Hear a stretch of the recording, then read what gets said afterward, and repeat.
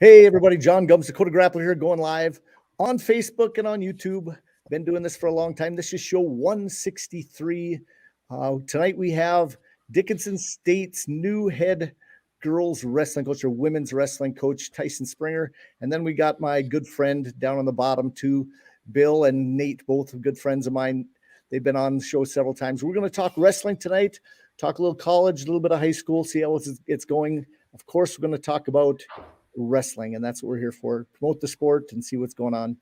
Feel free during the show tonight to ask questions. I know if you're on Facebook or on YouTube, they do pop up on my screen. I do check them every once in a while. And if you guys have any comments or questions, if they're appropriate, I'll flash them across the screen and we will go that way. Now, if Tyson, if you need to pop out sometime early, just tell us, because I usually have a little quiz at the end of this for you. All right.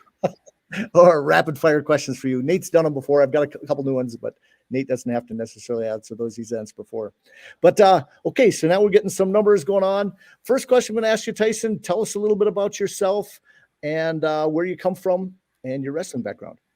Oh, man. I grew up in a wrestling family. Both my other brothers, were, I think, 5 years older and 4 years older than me. So, when you want to be the tough little brother, you kind of have to in the family that we grew up in.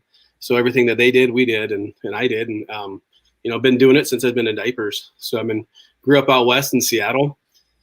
And there's not much, if you know much about West Coast, you guys are big wrestling guys, so there's really not a lot of college opportunities out there, and there's never really been a lot of college opportunities. So when I graduated back in 2000, I went to North Idaho Junior College in Coeur d'Alene, and then ended up graduating from Dickinson State, back in 2007. So it doesn't seem like that long ago, but it's starting to be, quite a few years. And then since then, just moved back to Seattle for a little bit after that to try to figure out what I was going to do after I graduated. And then ended up back in Dickinson with my first coaching job in 2009. And then I was like an admissions counselor and the wrestling coach, assistant coach. And then got my first head coaching job at, Doane University, I think they call it now. It was Doane College, and I think they switched to Doane University. So that was like 2013, and then kind of bounced around a couple different schools after that to try to find the right fit for me and the right place for me. And now, God willing, I'm, back in North Dakota and moving to Dickinson pretty soon. So pretty excited. Yeah. And you said you got kids and young and moving them out there. Tell us a little bit about that. Yeah. I think that was probably my toughest recruit I'll ever have is my wife. So, just getting her to, I'm used to being anywhere and everywhere. It doesn't matter to me. As long as it's wrestling, you can put me anywhere for the most part, but she's never really left the state of Nebraska too much. Just wants to go to Iowa is about the only time she's ever really left.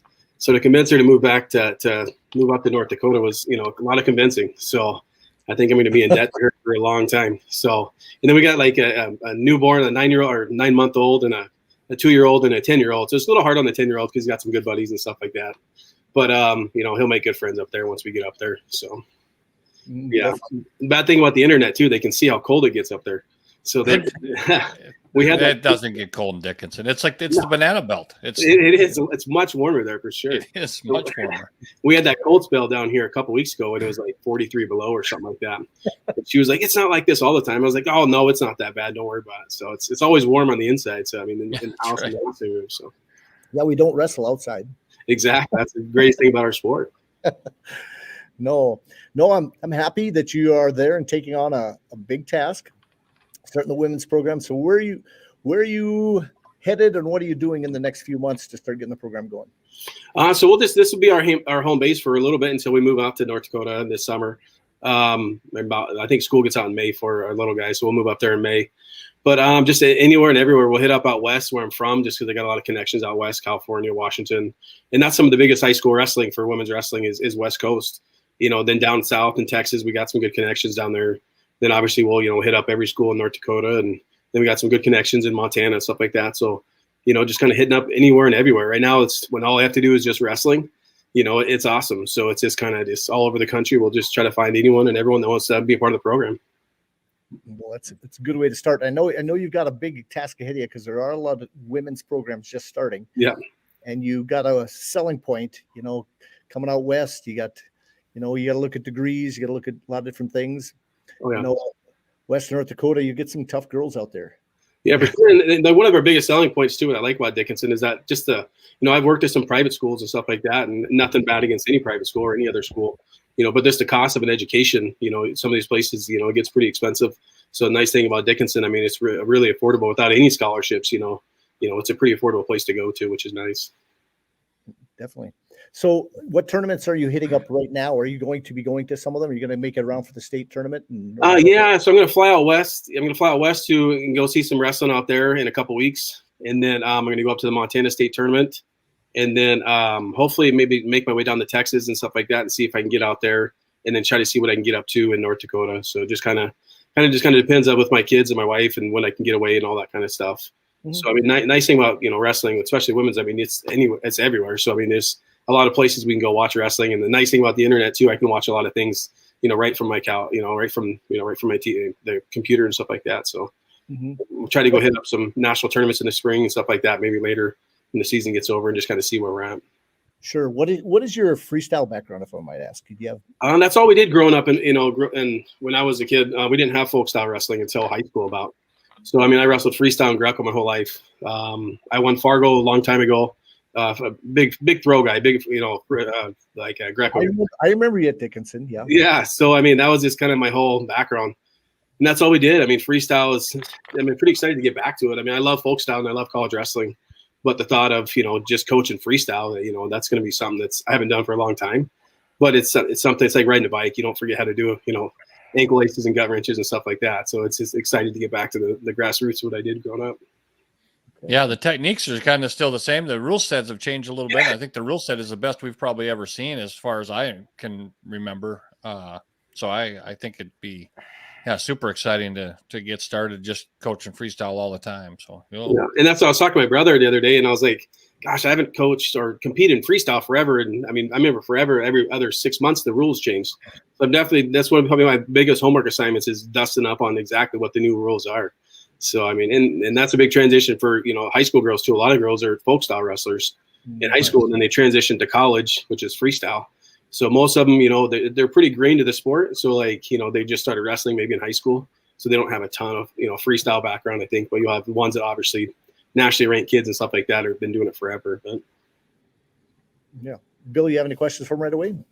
Yeah. Well, that was one. I was curious. I knew that you'd had some background in some other colleges too. And I didn't know if you were doing any women's coaching at that time, or it's all been men. So, but obviously now, it's all been on the men's side.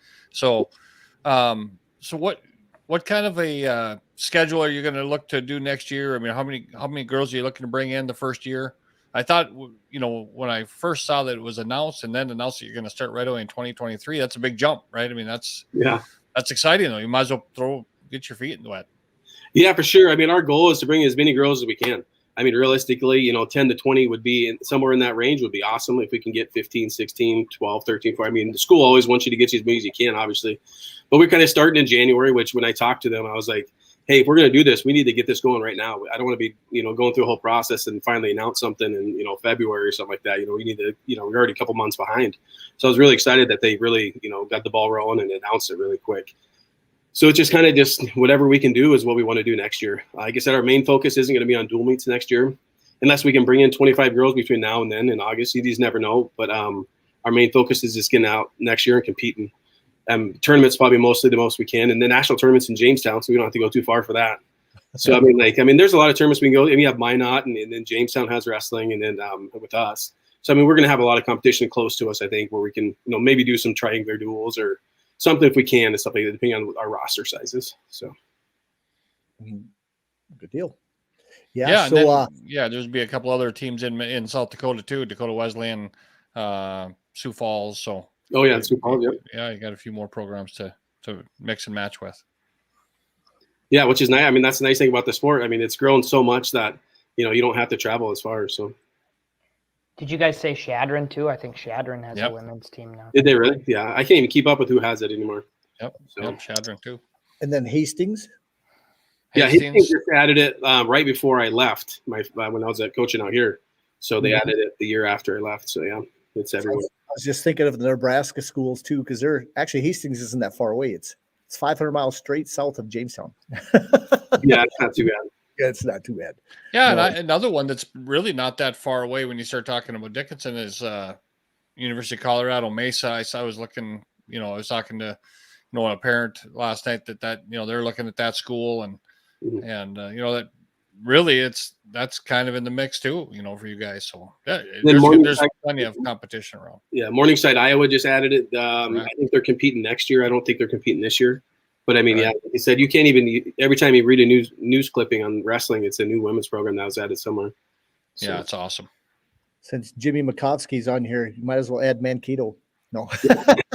I have no doubt that as the NSIC team start adding programs, Upper Iowa I think is adding a program too. They're leaving the conference, but I believe they're adding a women's program also in Fayetteville. That's so that there's going to be more and more. I have no doubt that you'll see Mary and Northern State, Mankato. I can see a lot of that happening. I mean, we're hoping we can build a few more men's programs in the NSIC. Yeah.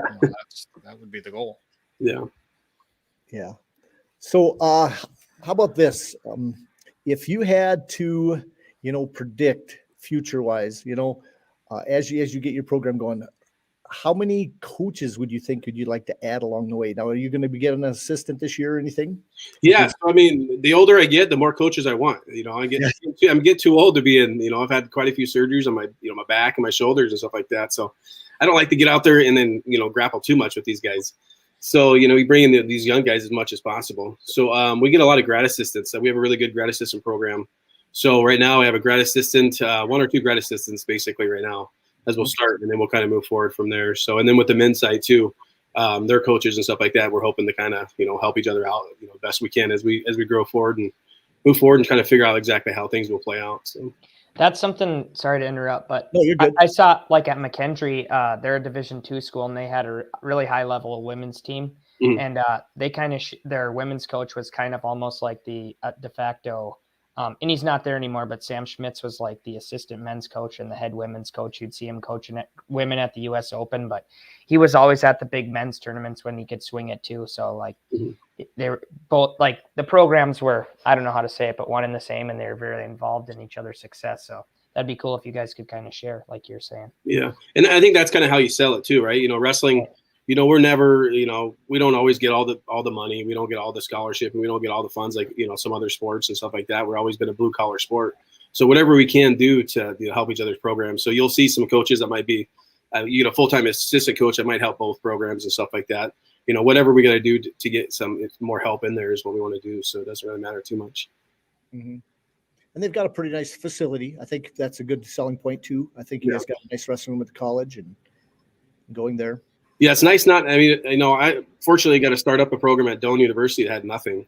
So like I think they had a, kind of a club team or, back in the 60s, early 70s like that. They never really had an official program too much, so we got to order mats and we had to find a place to practice. And I mean, that was a lot of work coming into Dickinson. I mean, everything's already there. I just got to order singlets and workout gear. I mean, pretty much. So we already have the phenomenal weight room. We have a phenomenal wrestling room and new facilities.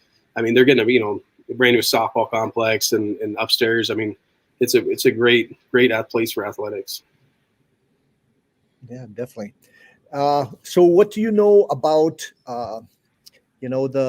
your conference you're going to be in and stuff like that? Who's all you're going to be right into with? I have no idea, to be honest. I think we're going to be in the Heart because the men's are in the Heart. So I don't exactly know. I know NAI has their own sanctioned national tournament. So I don't know exactly if, how they break apart like their conferences if they're in the same. When I look at the rankings, I've seen it two different areas. I wasn't sure exactly. Yeah, so I'm assuming there's a little bit less conferences right now with the women's side until it keeps growing, and then like on the men's side, there's quite a bit of conferences. So like I know when I looked at rankings, they said we were in the Heart because our men's side's in the Heart, so I would think the women's side would be in the Heart too. Okay. So I don't really know exactly all that kind of stuff. I'll start figuring stuff out in the spring when we start making a schedule and trying to figure out exactly what direction we go and all that kind of stuff. I know when we talked a couple of weeks ago to the University of Sioux Falls coaches, he was talking about they're going to have a set parameter to be able to qualify for the national tournament, like so many competitions and stuff like that. Okay. So that's something that if you didn't know, you might have to look into. That'll be a different tournament. That'll be the NCAA tournament as opposed to the NAI. That's NAI. You're correct. So yeah, I think NAI is the only sanctioned national tournament out of any division. Maybe JUCOs have their own tournament, but I think D2, D3, D1. They don't have a sanction. They do like what the NWCA club. Well, I think this year may be the first year of an NCAA or maybe the first year of an NCAA sanctioned tournament, but I'm not positive about that. But yeah, it is going to be the first year of the NAIA sanctioned tournament. I mean, we've had it obviously in Jamestown the last few years, but that's been an invitational. Yeah. And it's a great tournament. It's a lot of fun. There's great wrestling and a lot of great personalities. So it's a good time. And Bill and I have had fun there the last couple of years. Absolutely. Yeah. And hopefully again. Yeah. Yeah. We're looking forward to doing it again. Yeah, for sure. So not to bypass you, Tyson, but I want to get to Nate just a couple seconds. Oh, you're good. Nate, tell us about the growth of the Century team as this year has gone on. I think we're getting better, like you said, getting better as the year goes on. Kind of everybody's finding their role and kind of settling in. It was really tough over that blizzard couple of weeks to really know where your team was at, and you go to the Rumble and compete. So that was a good opportunity for a lot of our kids to get some matches in. Didn't go how we would have liked it to go for the majority of our guys, but I think it was a good wake up call and a good eye opener. And we kind of settled in last week and competed pretty well. So I was proud, but there's still a lot of work to be done. So. Yeah, congratulations that you guys had a real good solid Rotary tournament. I thought that was some good results there.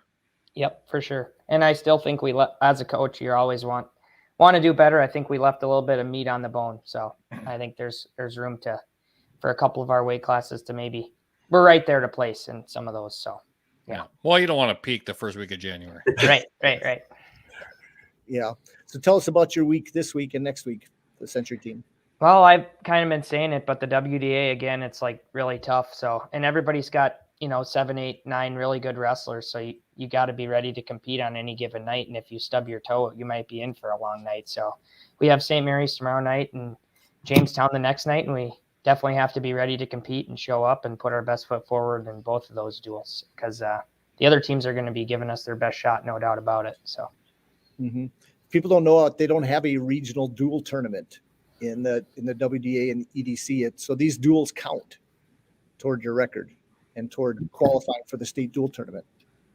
Yep. Very important, everyone, that you're healthy to the best of your ability and you're putting your best team out there. So yeah, hopefully we're had a good practice tonight and we're ready to go for tomorrow. So yeah, definitely. So what is you look across the state, who do you see on the east side as the main competition for the state? Besides, we know the WDA is tough. What are you seeing out of the east? West Fargo Cheyenne has a really deep team. They don't really have any holes in their team. I mean, from top to bottom, they're really, really solid. They'll have a good dual team. And I think West Fargo High School is pretty tough. They're really balanced also. And then Valley City has some really good individuals, and so do Grand Forks Central and Devils Lake. But I would probably point to Cheyenne and probably West Fargo as the two other teams out east. Because I know the West has dominated the duels for many years. And so seeing last year West Fargo Cheyenne really came along, and West Fargo has always been tough. And so, but kind of that split didn't hurt anything for the West teams when Cheyenne came in and took some strength away from West Fargo. Right. But as the season goes, you have goals, and I haven't got to talk to you this year on the broadcast. What are some of the big goals that you start setting previous in the year? And I was impressed, and I don't want to give away some of your secrets, but I saw you actually reading something to the team, and I was inspired by that the other night. And I don't know if you want to give up that or not. What are you doing to the kids to motivate them a little bit and giving them some thought process, some brain power? Well, I've read the book Chop Wood, Carry Water, and I know our athletic director has kind of told us to try to do something like that to motivate our boys and things like that. And I know our volleyball team has been super successful, and their coaches read the book to them. And I read the book. I don't know. I should have read it when I was in college or high school competing myself. So hopefully the boys can take a little bit from that. Every night we're reading a chapter or two, and that's kind of turning into our team motto. And hopefully it puts their mind at ease and just shows them that, this author has several books, but this one, he kind of uses little parables to, for lack of a better word, to motivate boys. Whoever reads it to, right. How to train, how to live their life, how to trust the process. The book is really about trusting the process more than anything else. So it talks about how you might not be the most successful person right away, but if you put in the time and do all the right things, eventually your time is going to come. And I think in a society that's an instant gratification society, it's a really good thing for some of these boys to listen to. So, and then you talked about our goals, and we talked about it at the beginning of the year. We want to make it back to the state dual tournament, but I think even more than that, it'd be really cool to bring state. Our boys talked about bringing state title back to Century. It hasn't been done since 2001, so that's something on the individual and in the duels. We think it's within reach if we wrestle to the absolute best of our ability. So, yeah, definitely. Yeah. No, I'm happy for you, because I tell you what, there's some successes, and it's not always easy, to build a team, because it takes a lot of little tentacles in the right places, and building up the team in the right way, so that everybody's confident in themselves and then confident in the team, helping each other out, and this. I think that's probably the hardest thing, is being a manager. And I know this the first year is you being your solo head coach. Yeah, it is tough. You're talking to kids, you're talking to parents, you're trying to do the administrative stuff. I would argue that coaching high school is probably harder than coaching college in that respect, just because you're putting up with so many, I shouldn't say putting up with, but you're dealing with so many personalities and trying to figure out how to motivate young minds and get them to do all the right things and be their best. It's tough, but it's enjoyable too, because like last weekend, we saw some kids have some success how do I want to say it? I don't think many other people might have expected it that soon. But if you see the way the kids train and you see the amount of work they've put in, it's great to see them be successful. And it's really gratifying. So it's one of those major reward things that coaches do get, surprisingly enough. It's that how well a kid does is better than almost anything. Yep. Yeah, I think that you're right on that. How important it is to get those kids to buy in, right, and to buy in, and trust in the process is a great thing to get them to buy into, right? So we're not just worried about that win or that loss. Let's just worry about going out and wrestling, having fun, and scoring points, and just keep working to get a little bit better every day, and then it kind of all shakes out in the end, right? And explaining that to kids that come off the mat, feeling beat up at the Rumble, and then, going on then, a week later and doing, just wrestling a whole lot better the next week at the Rotary. And I've seen that over the years from that tournament to the next several times. And it's an old theme, but if you can keep those kids, and I think that's the same story in college too. You say it's, maybe a little bit easier, but I don't think it's a whole lot different. Right. I think that those college coaches are doing the same thing. They're trying to get those kids to buy in, and in most cases it's the same deal. I bet Jim Makovsky would tell you the same thing, and getting them to buy into the program and what you're selling, and to trust the process and move forward. I think that's the same all the way up the line. Or it should be, right? It should be as coaches. I think that's the things you got to be preaching. And it's got to be fun too. So as soon as I think some kid, in today's day and age, wrestling's a hard sport, right? But if they can embrace learn to embrace the sucky parts and getting up early, get that drill in, or getting up early to go lift weights. But if their friends are there and it's a good time, I think that's where the culture of having a winning team and stuff like that is born. So that's something that I'm really trying to do. So. Well, I know you're putting in the time. I definitely know that. Nate, you're doing a heck of a job. Well, we knew that wouldn't be an issue, right? Lives for the sport, so yeah. It's awesome. Tell us a little bit about your coaching philosophy, Tyson, for Dickinson and for the ladies. The biggest thing, like I was always taught, Thad, I don't know if you guys know Thad O'Donnell. He's a longtime wrestling coach at Dickinson. Well. And when I was younger, it didn't really stick to me very well until I finally got older and kind of really started being like, oh man, he was really spot on everything. Just no excuses. That's just the biggest thing in college. I feel like kids nowadays, they can come up with every excuse in the book. I've been doing the sport long enough. I can think of every reason why kids quit or walked away from the sport or done something, and just kind of just finding those kids that will stick it out. And my philosophy is simple. Like you said, have a good time. If you're not having fun in there, it's not fun to be in that room. Wrestling's hard enough to be in there all the time, grinding all the time. And if you're in there fighting every single day and not enjoying it, it's just not like any other sport. You can't hide behind anybody else.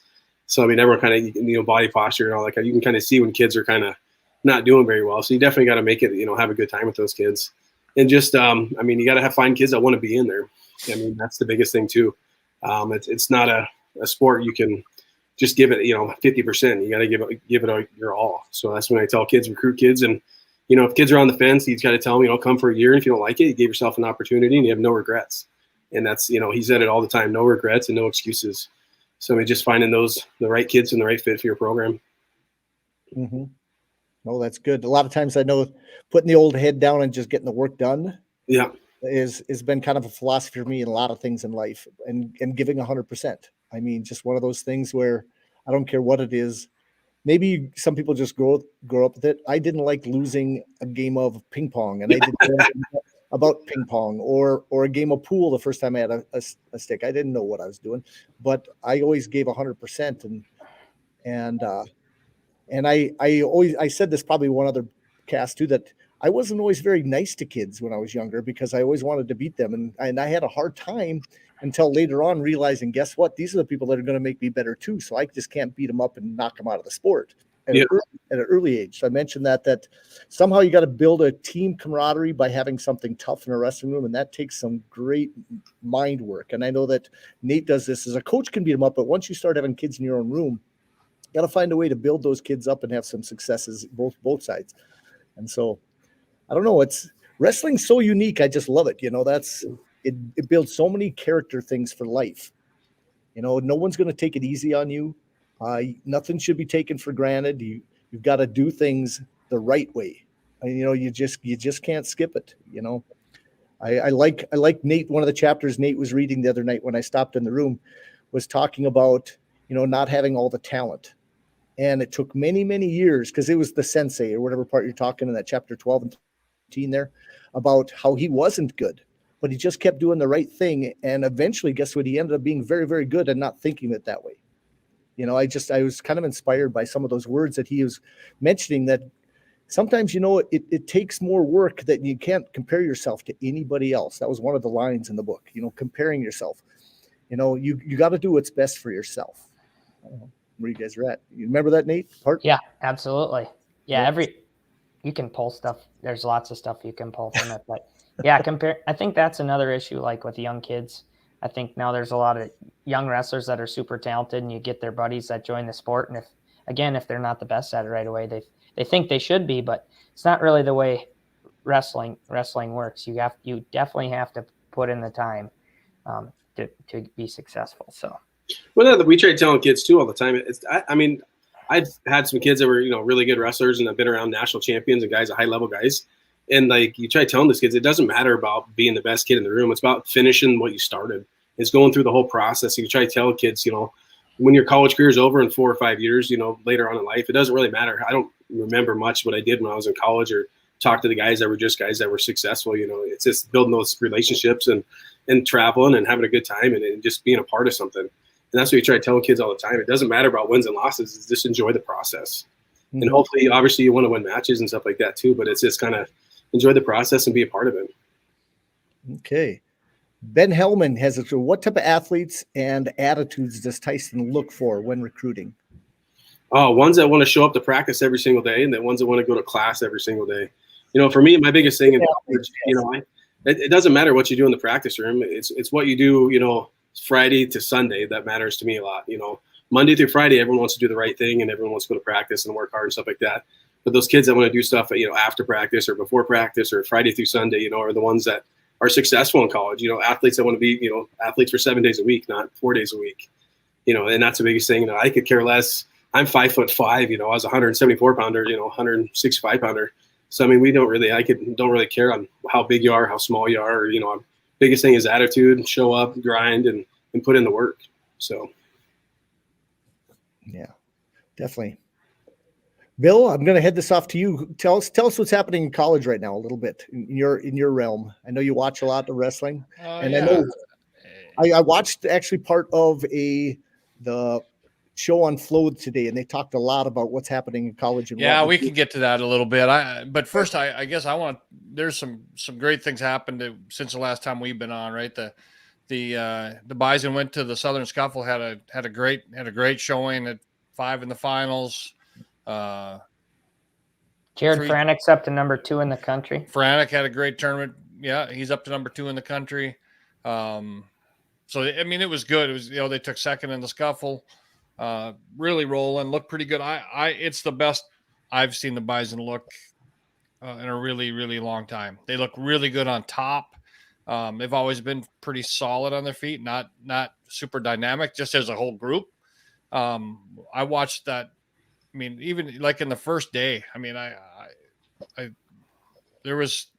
guys are having, Franik would be one, right? I mean, we can use him for a lot of examples, but you're guys with, 3+ minutes of riding time and 8 or 10 points scored. I mean, they're not just hanging on to ride, but they're riding and they're punishing guys and they're really looking tough on top. It's the staff is doing a great job. I have in the past possibly not been that positive all the time. And yeah, I watched. They are doing it. The whole culture, I think, has changed a little bit. I'm going to very possibly it's Obi Blanc. He's a super. Yeah.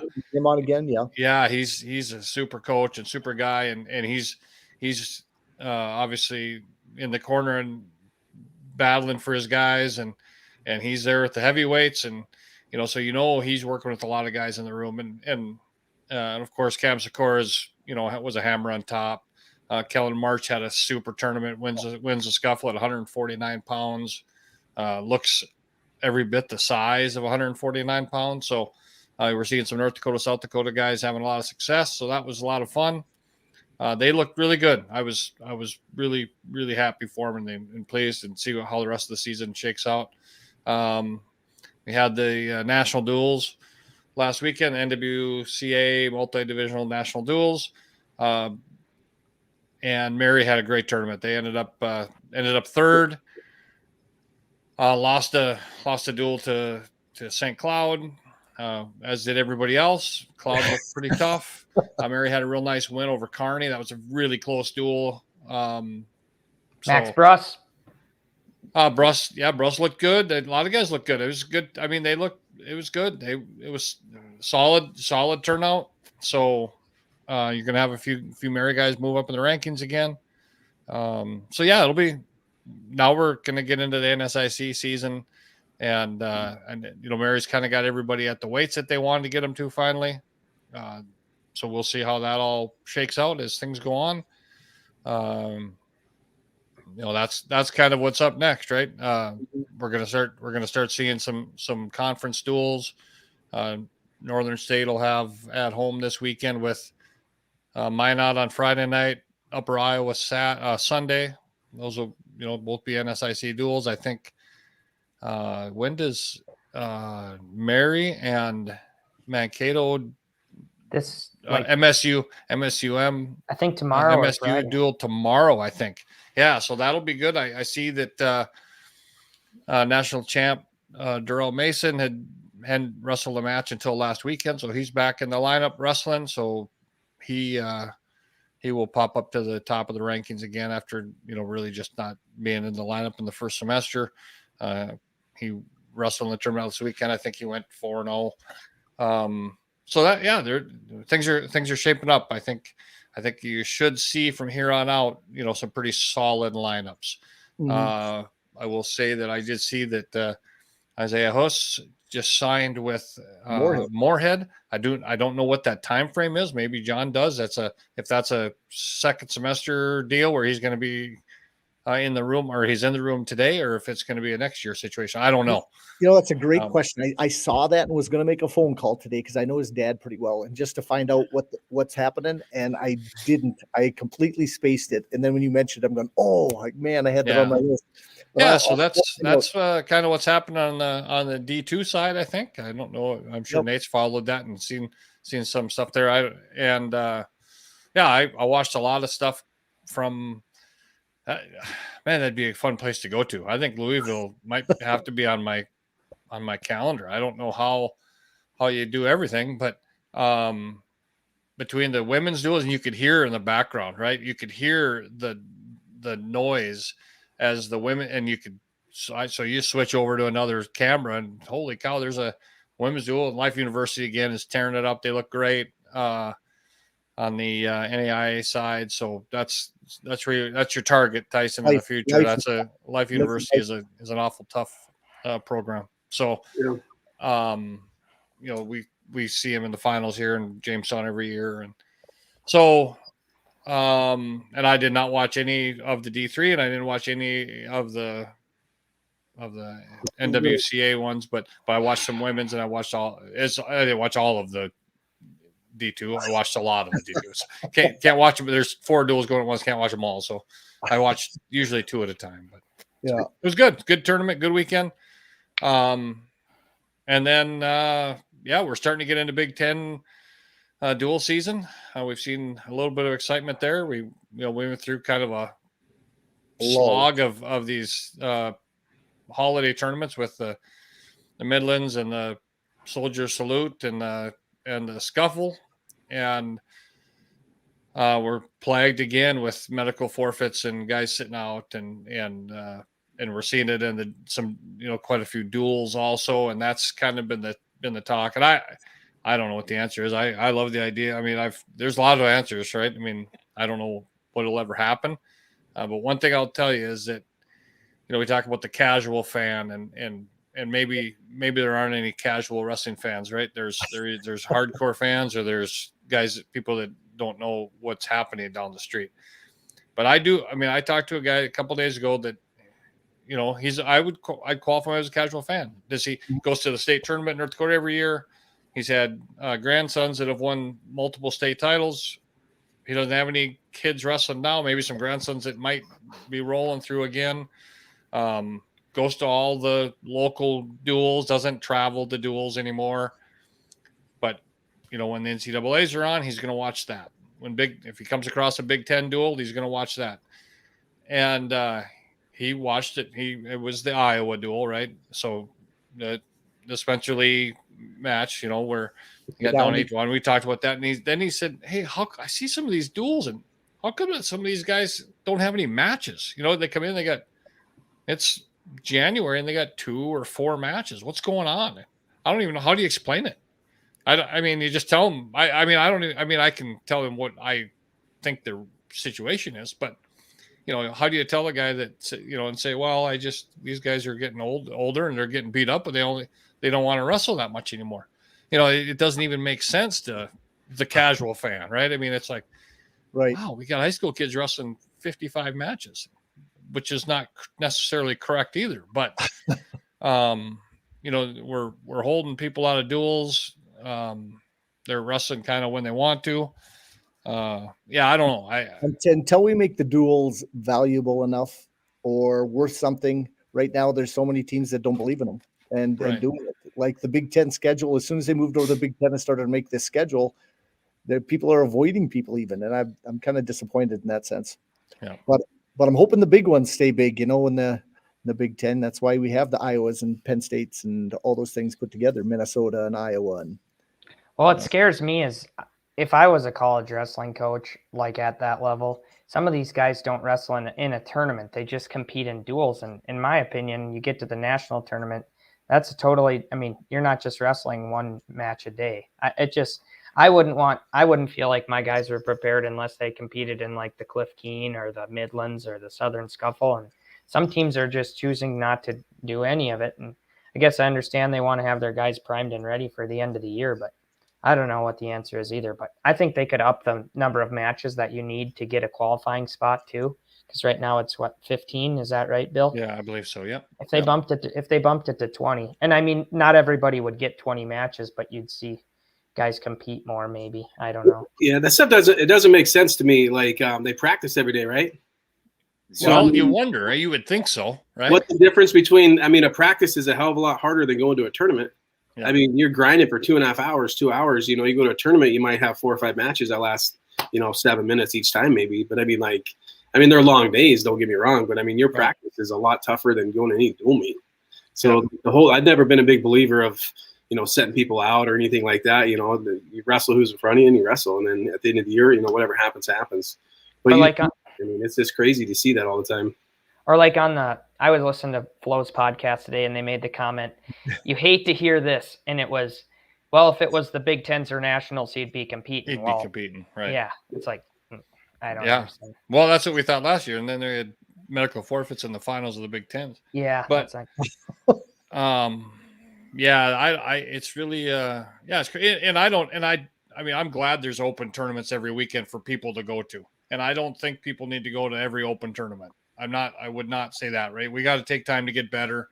Got to take time to spend our time in the room, but to wrestle in 0 tournaments, and then when you do go to a tournament, you wrestle 2 matches, you lose a match, and you medical forfeit out.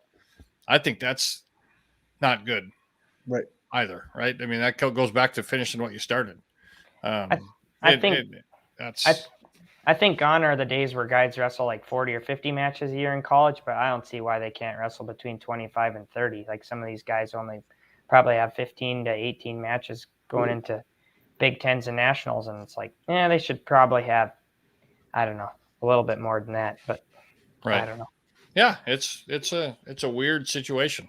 We know that when we get to March, we'll all be either at the NCAA tournament, or we'll be watching just like we always have. But I love duels, and I think they're one thing. I mean, as does Nate, right? I mean, Century's always done a great job going to a lot of duels. They wrestle several dual tournaments a year, and I think I got a great example of it last night in Lisbon, North Dakota. I got to see 4 duels, or maybe more than that.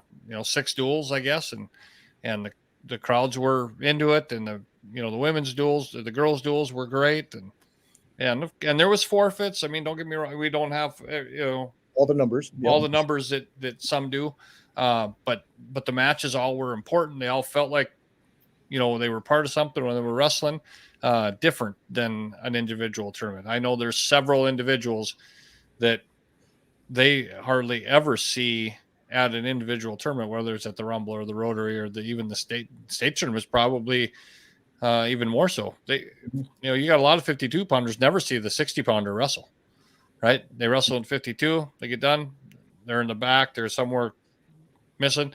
If that's a duel, they're right back on the bench and they're watching the next match and everybody's into it. So I think duels are important for fans. I think they're important for team building. I think that fans do follow teams. That was a big part of the podcast that they talked about. I thought Shane Sparks was right on in that respect. That I think there is a lot of we did, I'm sure. So another one to listen to if you just want to hear another perspective is Gabe Dean was on Ryan Warner's Wrestling Changed My Life podcast earlier this week, and it was the same discussion. Yep. So, and I actually talked to Ryan a little bit last night on my way to Lisbon, and interesting. Well, that's good. Well, I do have somebody popped in with a question. So here's a question from Travis. He says, how excited was Tyson to get a legacy recruit in JC Gorder as his first wrestler? I know her dad was a heck of a wrestler for the Blue Hawks. Yeah, I mean, it's just a cool story altogether, right? I think her dad was like a 3-time All-American for us back in the day. And then to have a daughter, I don't know. I was talking to him, several times, obviously the last couple of weeks. But I know he said he had some tough daughters. And, when he said JC was looking to go to school there, obviously that was something I talked to Thad and Pete, the AD. I was like, this is one we got to make. Our first recruit right off the bat would be freaking awesome to have a legacy like that come through. And her dad was, did phenomenal. And, hopefully she comes in and, has a great career and stuff like that. But it was a really cool way and to kind of really kick off the program. Tyson, do you know Travis from college? No, he was younger than me or older than me. Okay. He's helping me out. What's Travis? He played football at Dickinson State. So he's helping me out at Century this year. So I was just curious if you knew. What's his last name? Travis Jimison. Oh, he just spoke there. Oh, he was with the yeah. Yes. You're talking about Gorder. Sorry. Yeah. Gorder was before me, but yeah. Yeah. This Travis that asked the question. Gotcha. Oh. Yeah. And so, no, I wanted to mention that, there are some big duels to come up. I know we're talking about that other topic, but just to change it off, I know that NDSU is going out to California, got Stanford out there. and has Baptist school or something. I can't remember which one it was. Cal Baptist. Yeah, because they're D1 now too, aren't they? Yes. Yep. And then they got the big Wyoming the following week. And then, I don't know, the big news too we talked about before the show a little bit is we had a chance. I didn't have a chance to pull some up, but SDSU, they showed their wrestling room this last week at their facility. Oh my, if you guys haven't had a chance, go on. Maybe somebody could even pull it up. Bill knows a way I think to get I that. have it right here. Feel free to if change you- the screen any way you can if you can throw it If up I there. can get it there. Hold Didn't their on. football team just win the national tournament too? Let's not talk about that. Yes, they did. Yeah. I got an NDSU poster up in that or that. I see that. It's about time though. You guys win it all the time. It seems like so. Yeah. Every year. Yeah, that's where I got. That's where I. Can you pull that up and make it bigger, John? Okay, yes, I can. I can add it to the screen. and Look then- at that. Oof. Thanks. Look at 4. Looks like complete mats. Looks like it's glassed on the far side. And I'm going, oh my. How great would that be? Because you Yep. One piece Resolites. One piece Resolites where it's at. you can see 28 wrestlers there. Is that Yeah. even possible? and they got a lot of room. And that's 28 guys. Yeah, that's well, I think that's at least that because 2, 4, 6, 8, 10, 12, 14, 16, 18. Yeah, at least about 28 people standing right there, and you got all that room. Imagine that. Yep. The Great only- job, South Dakota State. Yeah, that is pretty awesome. Thank you, Bill. That's awesome. High No. ceiling. I don't know if it'll get hot in there. That's my only question. I'm sure they Bet can it does. You like those tight rooms where Yeah. no, that's what I mentioned before. The only way I thought it was a good workout is if I broke a sweat. I still, when I hop on the bike in the morning, I do this. I'm with a group of about 3 people now that do what we call the 5 o'clock club, and get on a bike and we ride every morning. And I'm sitting there and I'm in my basement on a stationary bike and I'm putting on layers trying to break a sweat. I don't know. There's no reason to break a sweat, but I get done and they go, "What are you doing?" Because we just get together and we visit for just a little bit. And what are you doing? You got like a hat on and sweatshirts and a hood. I said, I'm a wrestler because these guys aren't wrestlers. The people that I want. And so it's kind of funny with that group. So I don't feel like it was a workout unless I sweat. Exactly. That's how you used to gauge a good workout. Yeah, no doubt. Hey, you mentioned NDSU going out west and wrestling. One guy that I wanted to bring up that I really am impressed with is Caliendo at 165. That he is a goer. He's an attacker. He's Motion is solid. so He's good. strong. I was very impressed with him, and he gave the Stanford kid Griffith. Well, it was Griffith a heck of a match in the finals, and one Griffith wins a lot of close matches, so it doesn't mean that didn't do anything in that whole match. yeah. But Caliendo looks good. He really wrestled well. And I'd seen him earlier. Well, he beat Andrew Sparks earlier in the year in a duel, who I really like. He beat him again there at the scuffle. So it wasn't a fluke. That's someone that we're gonna want to watch in the future. I think he's really good. I think he's a guy like he's ranked like 19 or 20 right now. I'd see him probably being more in the 12 to 14 range by the time Nationals comes around.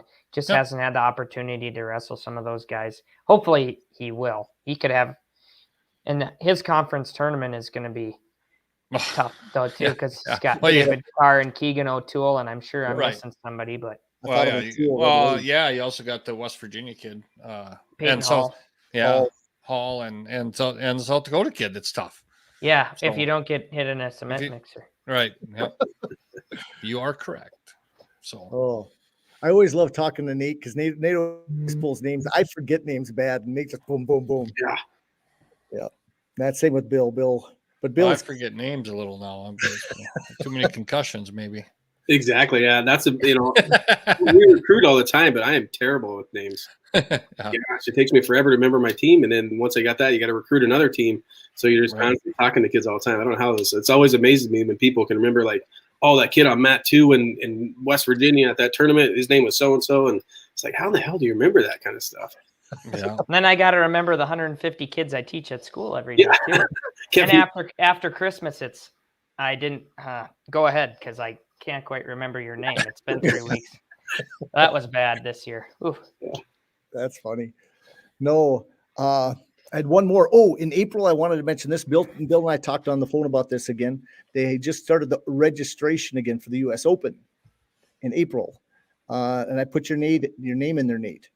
What open registration?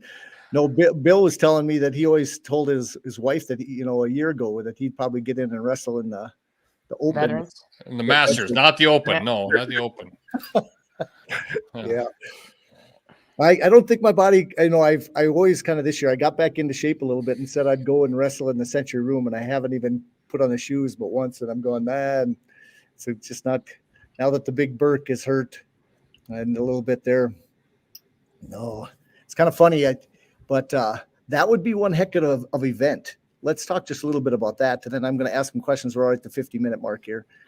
Well, the U.S. Open, they still don't have like the World Team Trials qualifying procedures out yet. So, but you would think that the U.S. Open, it's really important because we have a lot of world medalists, and if they do it the same way that they've been doing it, the U.S. Open winner would automatically get to go to Final X. Yep.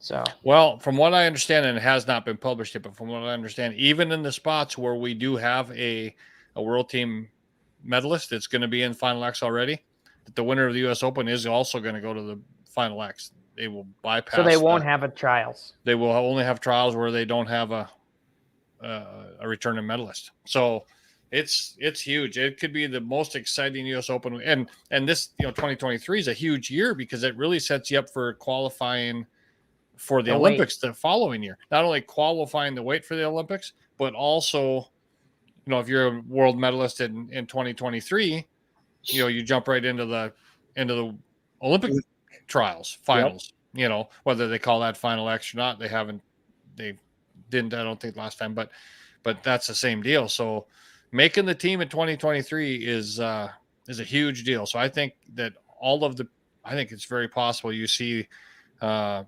57 kilograms, you see Spencer Lee, Dayton Fix, Suriano,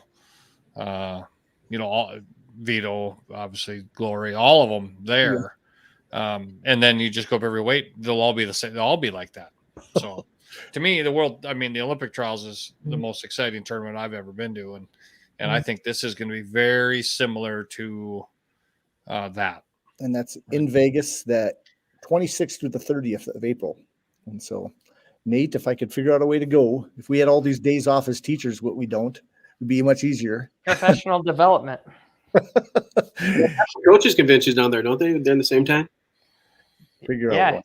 Yeah, there's lots of coaches get together there at the same time. Our basketball coaches always get to go. I don't know. They haven't figured out ways for wrestling coaches to go often enough. It's really interesting, those procedures too, because every country does it a little bit differently. So a couple of weeks ago before Christmas, Japan had like their Emperor's Cup or whatever. And if you make the world team in 2023 in Japan and you're a world medalist, they don't have a trials, you're automatically the Olympian. So it's there's some weight classes like 57 kilograms in Japan that they're really, really good. And then obviously their women's weights, like that is almost the Emperor's Cup in 2023 is darn near their Olympic trials because they have a pretty good women's team chance of placing. Right. Yeah. Nate, I think you're my new wrestling guru. If I have any questions about wrestling, I'm pretty sure I'm going to need to get your cell phone number. Now you're throwing off stuff about Japan, so I'm trying to keep up. You should recruit some of those girls, Tyson. They're some of the best in the world. Yeah. So maybe you got some connections. We can get off the phone after this and talk. No.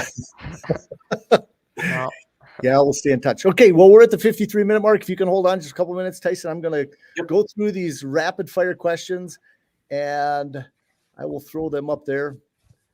Okay. The rapid-fire questions, and maybe I'll skip a couple of them. Nate, you don't have to answer. You've answered a lot of these before, so this is just up to Tyson. Okay, first one. What is it like to be coached by you if asked by your wrestlers? Oh, I think someone that, likes to have a good time, but, takes things serious at the same time. So, do it kind of coaches, lead by example, I think is a big one. So I'm not one that's going to sit in the corner and scream at you and yell at you and all that kind of stuff. It's just kind of sit back and watch you wrestle and, get after you in the wrestling room or give you a hug if you need one in the wrestling room. Awesome. Okay. What is your college wrestling team? Oh, right now with Dickinson State University. So great answer. Right. Okay. Gatorade or Powerade? Oh, Gatorade. What color? Ooh, yellow. Yellow, old school. Yeah. Popsicles or dilly bars? Oh, popsicles. Ooh, nothing better than a frozen popsicle when you're cutting weight. You're one of the rare ones. That's pretty good. Give me 3 characteristics that all wrestlers need to have. Oh, characteristics. I mean, grit, I think, is a big one. Just can-do attitude, and this willing to learn. I mean, they enjoy the process. Mama's boy or rebel? Oh, rebel, kind of. In between. Okay. Major League Baseball or NFL? Oh, NFL for sure. Seahawks. Okay. Fast-paced or consistently slow? Just consistent. Just consistent. Physical or mental athlete? Oh, man, if you can get a combination, both would be lethal. But, I mean, definitely physical. I mean, especially in college, it's such a physical sport, I think. So. Okay. Favorite holiday? Oh, Christmas. Yeah, all wrestlers like the 2-pound allowance. Yeah. Dan Gable or Cale Sanderson? Oh, Sanderson. The young guys all are the Sanderson guys, definitely. Favorite number? Oh, 13. Okay, what's 13? We won our 13th national title at my junior college when we were there. So it just kind of always, stuck with me for my favorite number. Okay, awesome. Usually wrestlers say 2 because I want to take down. Yeah. Okay, best wrestler you ever wrestled? Oh, probably my practice partner, Izzy Martinez. Ooh, I remember. So he was a training partner with me at North Idaho, and the dude was freaking phenomenal. Yeah, he's doing some great things. That's Izzy style. Yep. Do you still have connection with Izzy? I talk to him once in a while if we're going out to Chicago, try to recruit some kids, some stuff like that, reach out to him and stuff like that. But that guy is so all over the place between UFC with John Bones and his wrestling club. I mean, the dude is just phenomenal how he keeps going. It's unbelievable. It's amazing how small the world is with wrestling. Yeah. You start mentioning a name, we're all going, hey, we know that guy. Any habit you learned in wrestling that you still do today? Oh, any habit? Geez. Tucking your socks over your sweats, I think, or something like that. I think that's always been a habit. That's a new one. That's good. Mine was I still weigh in every morning. I don't want to get on the scale anymore. I don't care about that these days. Or tucking your sweatshirt into your sweats. That's always a big one. Yep. Okay, which show would you be on? Storage Wars, Survivor, Voice, or Jeopardy? I wouldn't be Jeopardy. I'm just a wrestler and not the smartest one. Survivor would be a blast. Okay, I think that's what most people say right there. Cat, bird, or dog? Oof. It's got to be a dog. Okay. Bill hunts people down if they don't say dog. If you could have been a fly on the wall in some other coach's room, whose room would you have liked to spy on?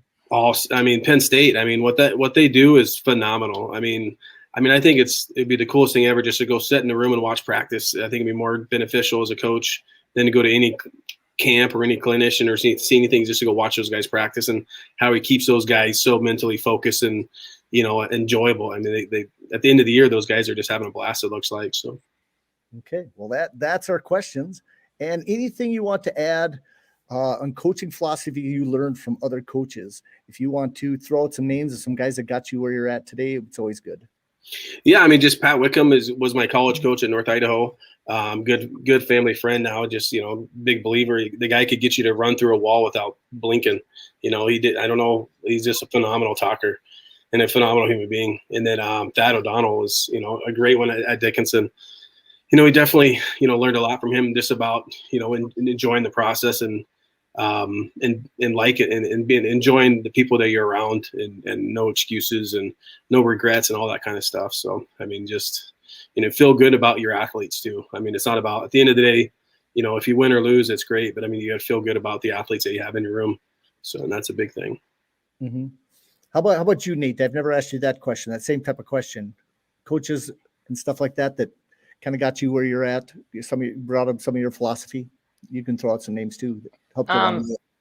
I got a good start with Baron Blanchard in middle school, who's coaching our girls team now up at Century. He put me on a path of success, I would say. And then my first high school coach is Randy Hilsendegger, and he kind of developed that toughness. And then, Coach Lamar, who was my high school coach, just kind of he was the kind of the middle between all of those guys. I would say he's going to love you no matter what, support you no matter what. So that's really important too. And Travis Rao was a really important coach in my life too. So kind of all the same, just going to support you no matter what. If you're going to do something, you might as well be the best you can at it and give 100% to something. So yeah, all those guys are important. Well, that's pretty good. And you get to coach with them all now too. That's pretty cool. Yep.